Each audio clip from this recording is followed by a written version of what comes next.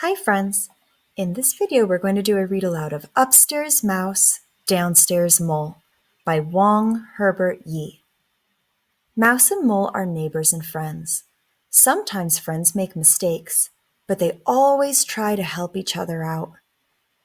Okay, readers, I know that for some of you you've been in office hours where I've read this book before, but I wanted to do another read aloud because we're going to be studying it today for mini lesson. Upstairs Mouse, Downstairs Mole. Let's read the table of contents. Clean and tidy, the invitations, kind, good neighbors, the boat. So in this video, I'm just going to start with clean and tidy and the invitations. Then in the next video, I'll do kind, good neighbors and the boat. Clean and tidy. Mouse and Mole are neighbors. Mouse lives in a house inside an oak tree. Mole lives in a hole under the house of Mouse. Every morning, Mole swept his hole. Sweep, sweep, sweep. Mole liked his hole nice and tidy. Every evening, Mouse swept her house. Sweep, sweep, sweep. Mouse kept her house nice and clean. But when Mouse swept her house, the dirt went below into Mole's hole. This made Mole angry. He knocked on Mouse's door. Tap, tap, tap. Evening, Mole, said Mouse. Evening, Mouse, said Mole. Did you know that when you sweep, all your dirt goes into my hole? I sweep my place nice and tidy in the morning, but by evening it needs to be swept all over again. Oh, if you sweep in the morning, said Mouse, and then again in the evening, why, you have twice as much work as I do. That does not seem fair. Together they sat down on the stoop. Mouse twirled her tail. Mole rubbed his snout. I have an idea, squeaked Mouse. She told Mole her new plan. They shook paws. Good night, said Mouse to Mole. Good night, said Mole to Mouse. The next morning when Mole woke up, he did not sweep his hole.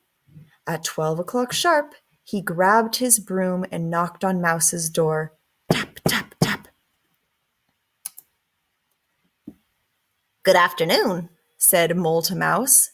Good afternoon, said Mouse to Mole. Mouse ran to fetch her broom.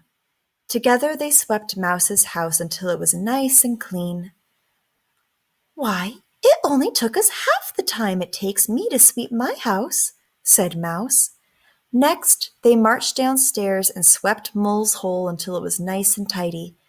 Together it had taken less time to sweep both places than it took for each of them to just do one. That was fast, said Mole. Our houses are clean and tidy, thanks to you. Now what? I've been thinking of a garden, said Mouse. Outside, Mouse and Mole circled the tree. Mole rubbed his snout. Where should we put it? How about in back? Said Mouse, twirling her tail. Then we will have a backyard. Good thinking, exclaimed Mole. First, they dug up a patch of grass. Next, they raked the dirt until it was soft. Mole dug a row of holes. Mouse dropped a seed into each one. Then it was Mouse's turn to dig and Mole's to plant. Back and forth they went until the garden was finished. Woo, said Mole, that was hard work. Only half as hard, thanks to you, said Mouse. They decided to take a nap.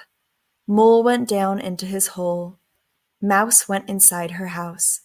Both were much too tired to bother with the dirt they tracked into their clean and tidy homes. All right, here's the next chapter, the invitations.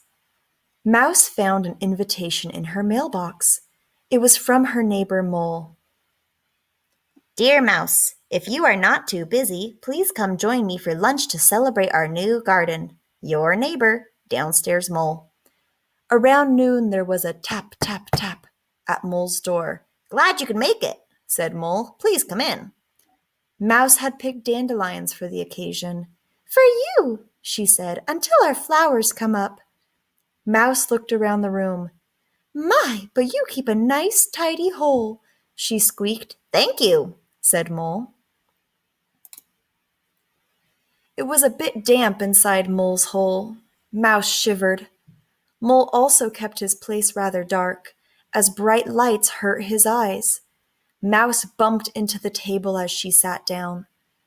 Mole poured a cup of tea for Mouse and one for himself. I wasn't sure how you liked your worms, said Mole, so I prepared them 2 ways. The ones on the right are lightly fried. The ones on the left have not been cooked. Dig in. Mouse took one of each to be polite. Mole filled his plate. He was starved. Mole crunched. Mole slurped. Mouse poked the worms on her plate. The one on the left wiggled and squirmed. Mouse's stomach began to wiggle and squirm. The one on the right looked greenish-gray. Mouse's face turned a greenish-gray. The damp air made her sneeze. Achoo! Goodness, Mouse, said Mole, you do not look well. I don't feel so good, moaned Mouse. Please excuse me, Mole, but I think I had better go upstairs and lie down. She bumped into the door on her way out.